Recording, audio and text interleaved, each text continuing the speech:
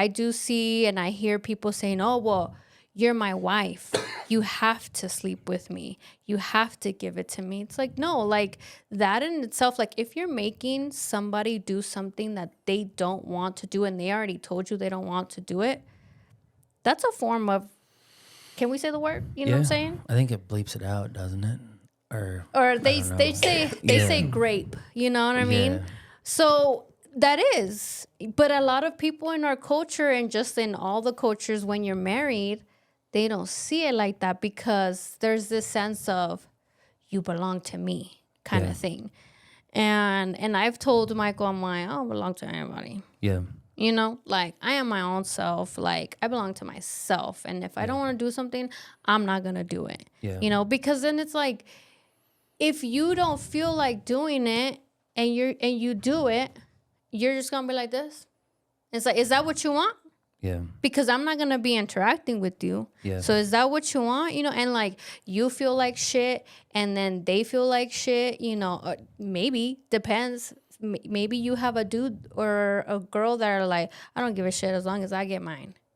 And do you really want to be with somebody like that?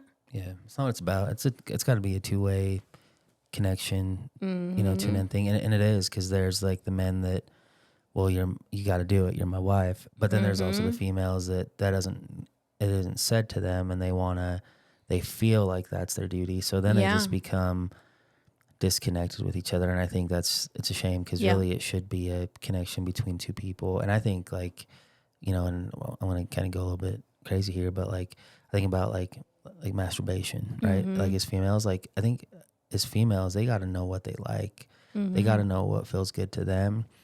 And then they got to be able to communicate that to their partner, right? And same with men, because like to me that communication is key, because at the end of the day you want it to be something that both people can enjoy, that they can connect with and really know each other's, you know, bodies, their preferences. And can I ask you this, like when you were young and you first started having sex, were you as open to having that communication with your partner?